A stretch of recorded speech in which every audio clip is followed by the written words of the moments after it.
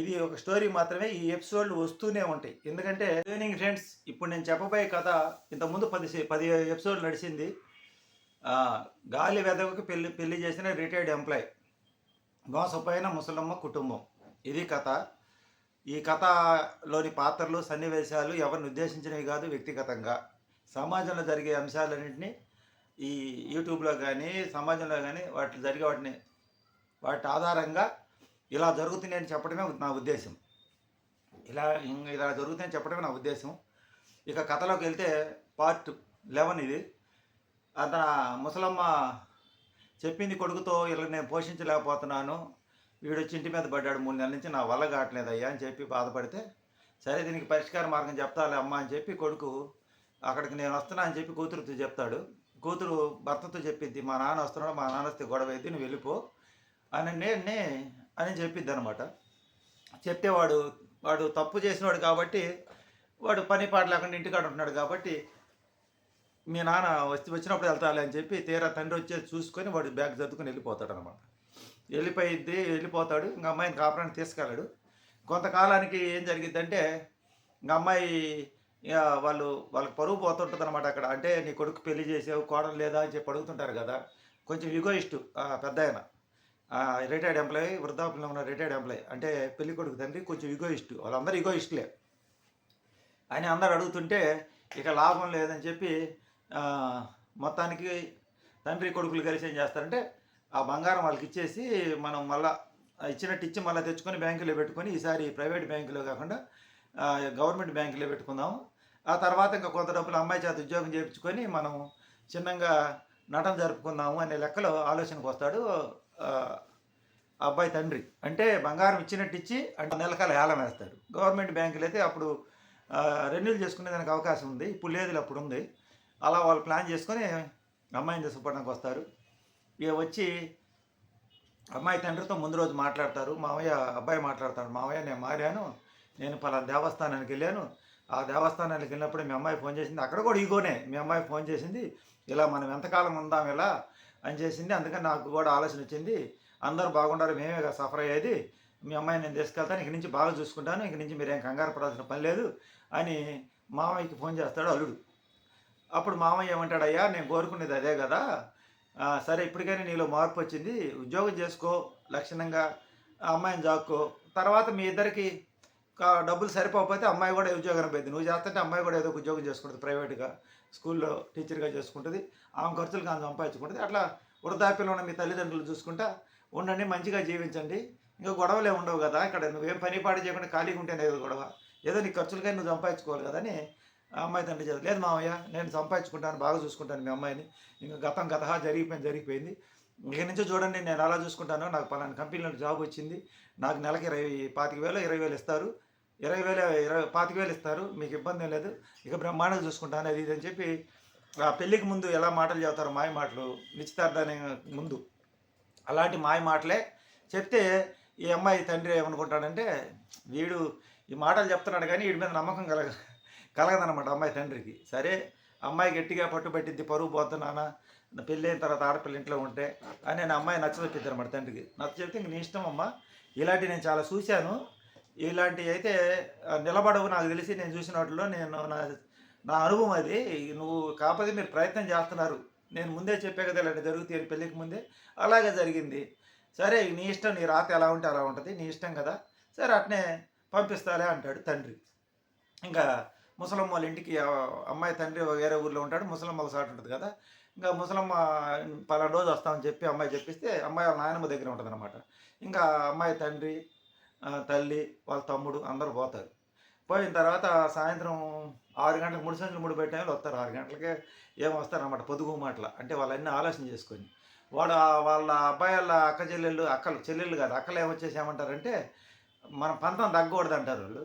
ఇంకా ఫైనల్గా తండ్రి కొడుకులు ఏమనుకుంటారేమో, వాళ్ళ మాట వాళ్ళు రానంటే వీళ్ళే వచ్చి తండ్రి కొడుకులు ఇద్దరు వచ్చి ఇంకా మొహాలు నల్లంగా పెట్టుకుని కూర్చొని అమ్మాయిని కాపురానికి తీసుకెళ్ళడం జరిగింది. అమ్మాయిని కాపురానికి తీసుకుపోయేటప్పుడు అప్పుడు అమ్మాయి తండ్రి చెప్తాడు, బావగారు మా అమ్మాయిని సక్రంగా చూసుకోలేదని కోపం మీద నేను గతంలో మీ మీద మీకు మా గొడవ అయినప్పుడు కొంచెం నోరు జారింటే క్షమాపణ చెప్తున్నాను, దాన్ని క్షమించండి, సారీ అని అంటే, లేదు మావయ్య సారీలు అవసరం లేదు, మేము బాగా చూసుకుంటామని చెప్పి అమ్మాయిని తీసుకెళ్తామని తీసుకెళ్ళడానికి వస్తారు. సరే ఇంక అమ్మాయి కూడా నేను కూడా వెళ్తాను నాన్న అని చెప్పి అమ్మాయినే వాళ్ళు ముగ్గురు పోతున్నారని చెప్పి అమ్మాయి తమ్ముడిని కూడా వెనక బండి మీద తెచ్చి పంపుతాడనమాట. మోటార్ సైకిల్ కార్లు అంతకుముందు కారులో తిరుగుతాం మేమనే వాళ్ళు ఆఖరి స్కూటీ వేసుకొని వస్తారు. ఇది కథేనండి, కథలో భాగమే నేను చెప్పేది. అందున సరే అమ్మాయిని ఒక్కదాన్ని ముగ్గురు ఎట్ట పంపిస్తారని చెప్పి అమ్మాయి తమ్ముడిని పంపిస్తారు. వాస్తవానికైతే నలుగురు పోకూడదు. ఇంకా ఆ అమ్మాయి తండ్రికి తెలుసు కదా ఇది ఎట్ట నిలబడేది కాదని ఒక చీర పెట్టి పంపిస్తాడు. ఆ పంపించిన తర్వాత కరెక్ట్గా పోయిన తర్వాత ఒక వారం బ్రహ్మాండంగా చూసుకుంటారు, బాగా చూసుకుంటారు. ఒక వారం బాగా చూసుకొని ఇంక అమ్మాయిని ఉద్యోగం పంపించాలని ప్లానింగ్ అనమాట. అమ్మాయిని ఉద్యోగం నేను ఏదైనా స్కూల్లో చేరుస్తానంటాడు అబ్బాయి. అమ్మాయి ఏమంటదంటే నువ్వేదో ఉద్యోగం అని చెప్పి తీసుకొచ్చావు కదా, మరి నువ్వు ఉద్యోగంలో చేరకుండా మా నాన్నకి చేరాను, నేను జాబ్ వచ్చిందని ఎందుకు చెప్పావు అని అడిగింది. ఆ మాట అడిగితే అబ్బాయి కోపం వస్తుంది, తిడతాడనమాట. తిడితే అమ్మాయి కూడా గొడవ పడితే అమ్మాయి గొడవ పడినప్పుడు అవంతా రికార్డ్ చేసుకొని మీ మామయ్యకి చెబుతాను, మీ నాన్నకి చెబుతాను, మీ పెదనాన్నకి చెబుతాను, ఇలా బ్లాక్మెయిల్ చేస్తాడు అమ్మాయిని. అంటే అతనికి జాబ్ చేసే ఆప్షన్ లేదు. అబద్ధం అంటే మనిషి అబద్ధం చెప్పి దాన్ని ప్రశ్నిస్తే ఎవరికైనా కోపం వస్తుంది. జనరల్గా ఏ మనిషి కూడా తన తప్పును తాను అంగీకరించడు. అంగీకరించే వాళ్ళు కొద్దిమందే ఉంటారు. దానికి రివర్స్గా మీ అమ్మాయి తిడుతుంది, మీ అమ్మాయి అట్లా అంటుంది ఇట్లా అంటుందని అమ్మాయి వాళ్ళ తమ్ముడికి చెప్పడం, అమ్మాయి వాళ్ళ మేనమామకు చెప్పడం, అమ్మాయి వాళ్ళ వాళ్ళ పెదనాన్నకి చెప్పడం. అంటే అంటే పెదనాన్నమ్మ కొడుక్కి వాళ్ళకి బంధువులందరికీ అమ్మాయి తరపు బంధువులకు చెప్పడం, చూడండి మీ అమ్మాయి ఎలా ఉంటుందో అది ఇది అని చెప్పి ఇతను ఉద్యోగం చేయని సమస్య పక్కన పెట్టి అది చెప్తాడు. ఇక తర్వాత అమ్మాయికి సిచ్యువేషన్ అర్థమైపోతుంటుంది. ఇంకా ఒక 15 రోజుల తర్వాత 10 రోజుల తర్వాత అమ్మాయి పోయే పోంగలోనే అప్పుడు దాకా అమ్మాయి ఇంట్లో లేనప్పుడు వాళ్ళ ఆడపిల్లలు ఎవరు ఉండరు. అమ్మాయి ఎప్పుడైతే ఆ ఇంట్లో అడుగుపెట్టిద్దో రెండోసారి కాపురం అప్పుడు మూడోసారి అనమాట తీసుకెళ్ళడం వాళ్ళు. ఎప్పుడైతే అడుగుపెట్టిద్దో మూడోసారి అంటే గొడవ జరిగిన తర్వాత ఫస్ట్ సారి తీసుకెళ్ళడం, మొత్తానికి పెళ్ళైన తర్వాత అది మూడోసారి వాళ్ళ ఇంటికి వెళ్ళడం. గొడవ జరిగిన తర్వాత రాజీ చేసుకుని తీసుకెళ్ళడం ఫస్ట్ సారి అది. ఇంకా వాళ్ళ ఆడపిల్లలందరూ ఇంటి మీద దిగుతారు, వాళ్ళ పిల్లలందరూ. వేరే ఊర్లో ఉండే హైదరాబాద్లో ఉండే అమ్మాయి దిగిద్ది. అంటే ఎవరికి చెప్పాలి కాబట్టి ఏదో ఊరు చెప్తున్నా. ఇంకొక ఊర్లో ఉండే అమ్మాయి బెంగళూరు నుంచి ఒక అమ్మాయి దిగిద్ది.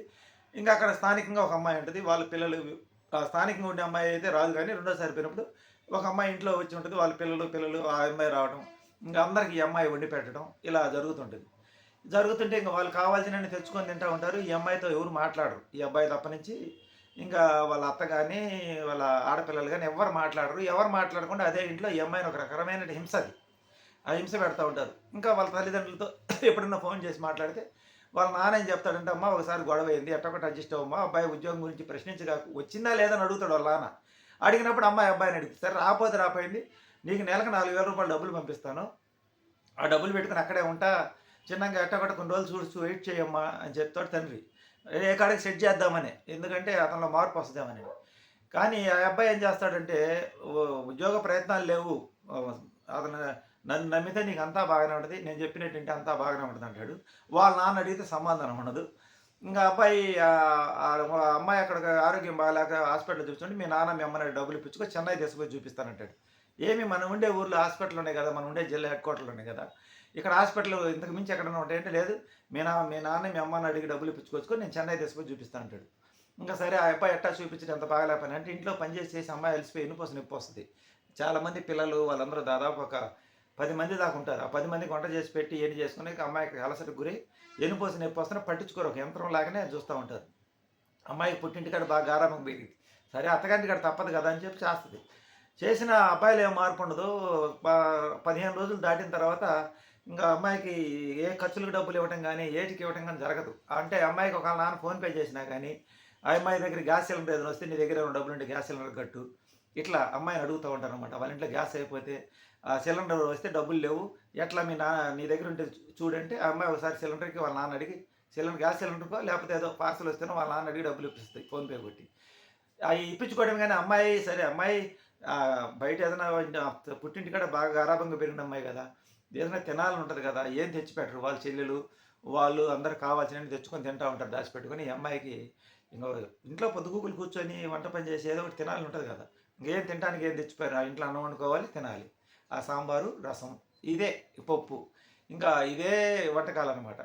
ఈ వంటకాలు కఠినంగా నియమాలు ఉంటాయి వాళ్ళ ఇంట్లో.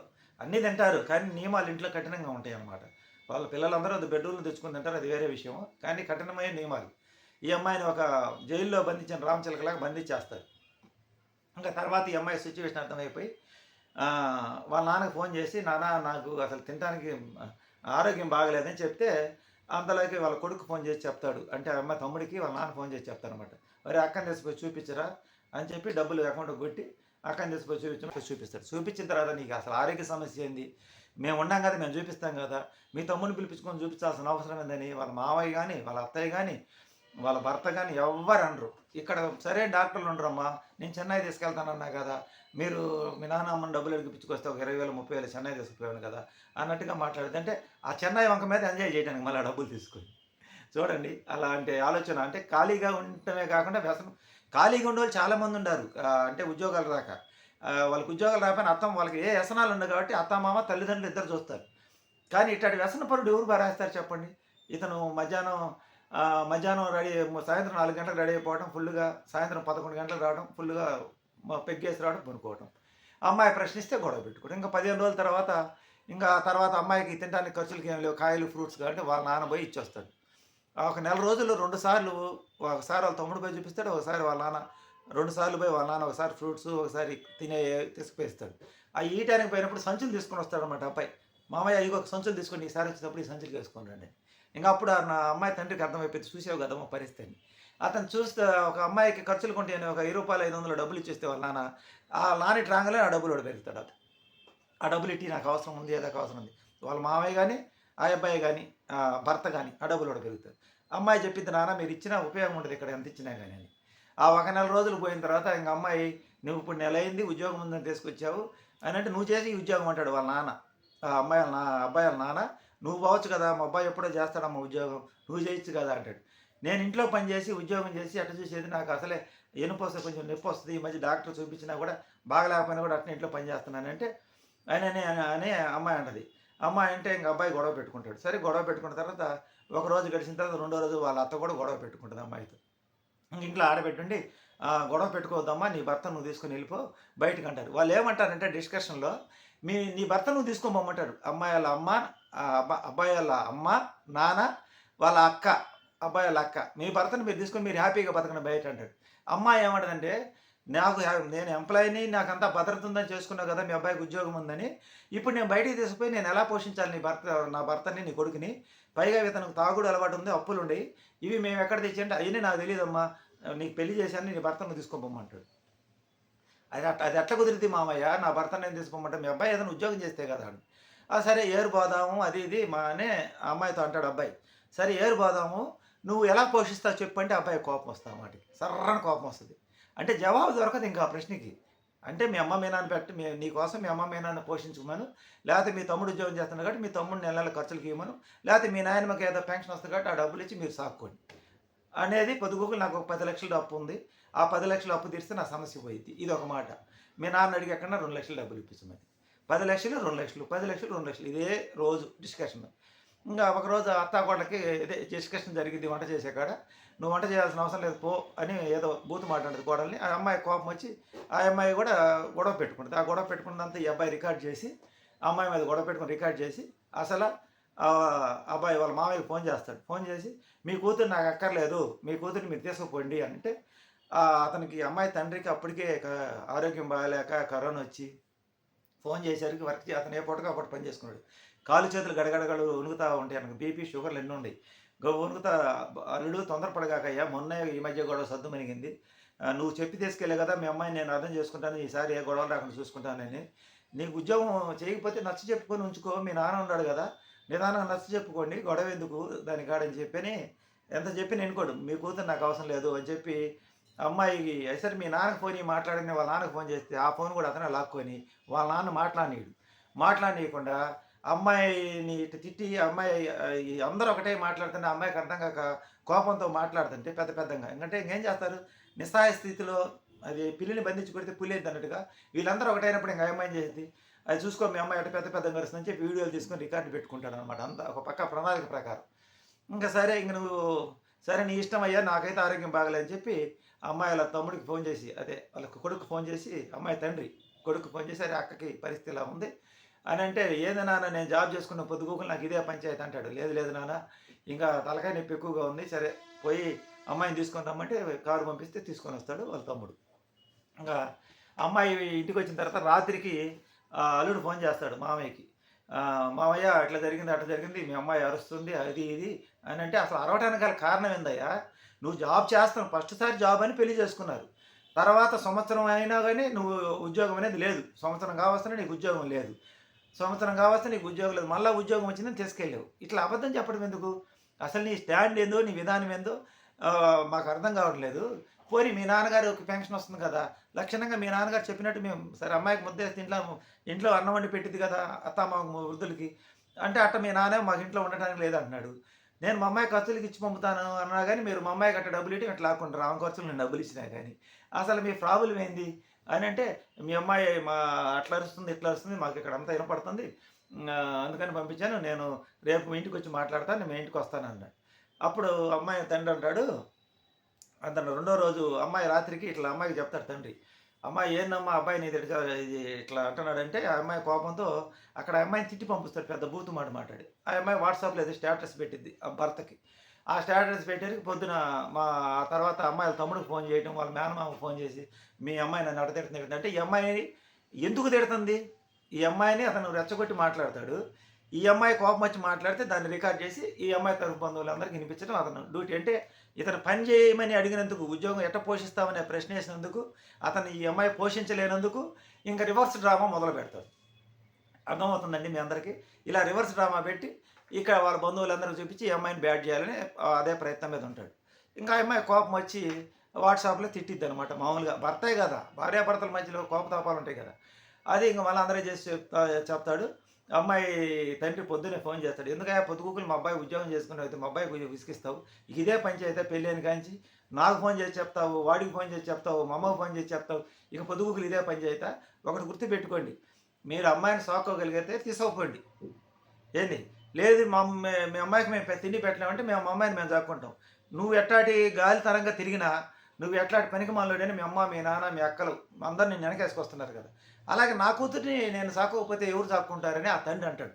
అంటే అతను ఎట్లాంటోడైనా వాళ్ళ అక్కలు గానీ, వాళ్ళ బావలు గానీ, వాళ్ళ అమ్మ, నాన్న అందరూ వెనకేసొస్తున్నారు. వాళ్ళ కొడుకు తప్పంటే ఒప్పుకోరు. పని ఉద్యోగం చేస్తాడులే అమ్మాయి. ఎప్పుడు చేస్తాడు?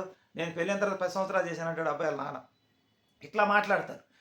ముందే చెప్పాడు అమ్మాయి వాళ్ళ నాన్న. నేను ఎప్పటికి అప్పుడు పని చేసుకొని ఒకటికి 10 సార్లు ఆలోచన చేసుకొని నేను తర్వాత ఏం సర్దలేను. ఇప్పుడు మీరు అడిగిన కాడికన్నా మీరు నా దగ్గర ఎక్కువ వసూలు చేశారు. దానికే నేను అప్పయ్యాను.